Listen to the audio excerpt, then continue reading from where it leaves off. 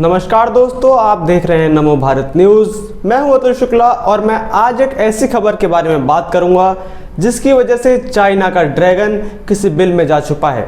जी हां दोस्तों, गलवान से चीन को पीछे हटाने के बाद अब वो समय दूर नहीं जब टेक्नोलॉजी के मामले में भी भारत चीन को पीछे छोड़ देगा।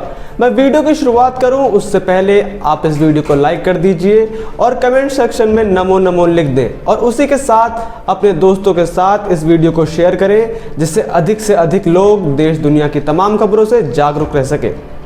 तो दोस्तों, जैसा कि आप सबको पता है कि दुनिया कितनी तेज़ी से आगे बढ़ रही है और उतनी ही तेज़ी के साथ हमारी टेक्नोलॉजी भी।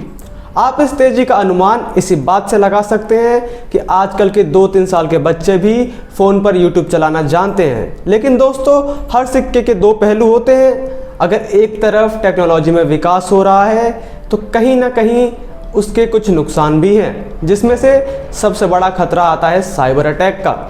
मैं साइबर अटैक की बात करूं उससे पहले आपको सच्चाई से थोड़ा रूबरू करवा दूं। दोस्तों, आप अपने चारों ओर देखिए, आपको कोई ना कोई एक ऐसी चीज़ दिख जाएगी जो इंटरनेट से चलती होगी। चलो मैं मान लेता हूं कि आप किसी जंगल में हैं, आपके चारों तरफ कोई चीज़ नहीं है, लेकिन दोस्त, जिस फ़ोन से आप ये वीडियो देख रहे हैं वो भी तो इंटरनेट से ही चल रहा है। टेक्नोलॉजी का विकास इस कदर हो चुका है कि हम टेक्नोलॉजी से दूर नहीं भाग सकते। फिर चाहे इंटरनेट से ओला उबर करके टैक्सी मंगवानी हो या फिर किसी दुकान पर पेटीएम से भुगतान करना हो। हम एक डिजिटल युग में रह रहे हैं और इंटरनेट हमारा एक शारीरिक अंग जैसा हो गया है जिसके बिना जीवन बिताना काफ़ी मुश्किल है। अब आप अपने कुर्सी की पेटी बांध लीजिए क्योंकि मैं कुछ ऐसा बताने वाला हूँ जिससे आपके होश उड़ जाएंगे। जी हाँ, जब इंटरनेट हमारे दैनिक जीवन का इतना ज़रूरी अंग बन चुका है तो अगर मैं आपको कहूँ कि इसी इंटरनेट की वजह से कोई दूर देश में बैठा इंसान आपकी पूरी जानकारी निकाल सकता है, आप कहाँ रहते हैं, कहाँ जाते हैं, क्या खाते हैं, सब कुछ। इतना ही नहीं, वो आपको 24 घंटे देख भी सकता है। क्यों?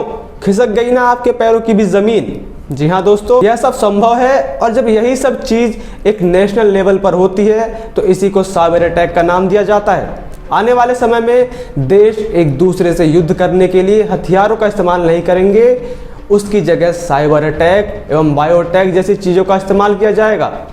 भारत से चिढ़ने वाले देश जैसे पाकिस्तान और चाइना लगातार हमारे देश पर साइबर हमले करने का प्रयास करते रहते हैं, जिससे वह हमारे देश की खुफिया जानकारी लेकर हमारे देश को कमजोर कर सकें। इसी मामले में बुधवार को प्रमुख रक्षा अध्यक्ष CDS जनरल बिपिन रावत ने एक ऐसा बयान दिया जिसके बाद चाइना की हवा टाइट हो रखी है।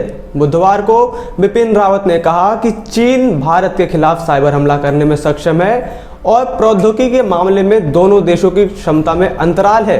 रावत ने विवेकानंद इंटरनेशनल फाउंडेशन में अपने संबोधन में कहा कि भारत के नेतृत्व ने देश की सुरक्षा और गरिमा पर अकारण हमले के मद्देनजर महत्वपूर्ण राष्ट्रीय हितों को बरकरार रखने में राजनीतिक इच्छा शक्ति एवं दृढ़ निश्चय का प्रदर्शन किया है। उन्होंने कहा कि भारत और चीन के बीच जो सबसे बड़ा अंतराल है वो साइबर क्षेत्र में है और पिछले कुछ समय में पड़ोसी देश ने नई प्रौद्योगिकी पर काफ़ी निवेश किया है। विपिन रावत ने कहा कि दोनों देशों के बीच प्रौद्योगिकी को लेकर अंतर भले ही बढ़ गया हो, लेकिन हम जानते हैं कि चीन हम पर साइबर हमला करने में सक्षम है। वो हमारे सिस्टम को बड़े पैमाने पर तबाह कर सकता है। हम ऐसा सिस्टम तैयार करने पर प्रयास कर रहे हैं जिससे साइबर प्रतिरक्षा सुनिश्चित होगी। जी हाँ दोस्तों, एक बार इस लाइन पर गौर कीजिएगा। हम ऐसा सिस्टम तैयार करने का प्रयास कर रहे हैं जिससे साइबर प्रतिरक्षा सुनिश्चित होगी।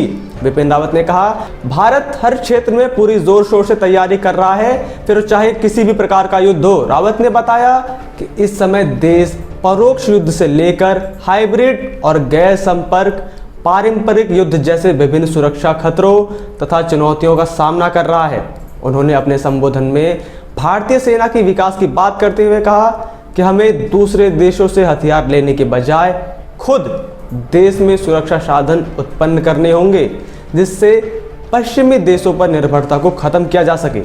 जनरल रावत ने बताया कि देश बाहरी खतरों से पूरी सक्षम तरीके से लड़ रहा है और इतना ही नहीं, उन्होंने आगे कहा, मजबूत राजनीतिक संस्थान, आर्थिक वृद्धि, सामाजिक सौहार्द, प्रभावी कानून व्यवस्था, तंत्र, त्वरित न्यायिक राहत एवं सुशासन आंतरिक स्थिरता के लिए पहली आवश्यकता है।